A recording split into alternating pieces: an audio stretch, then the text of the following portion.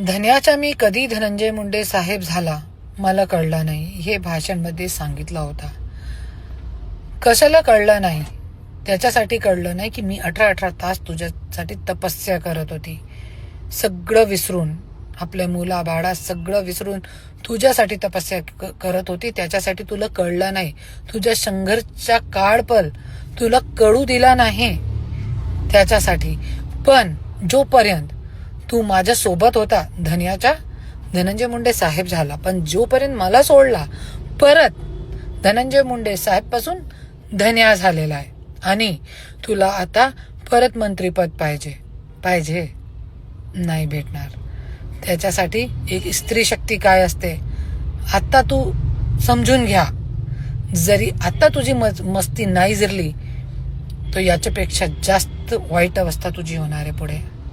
लक्षात ठेवा.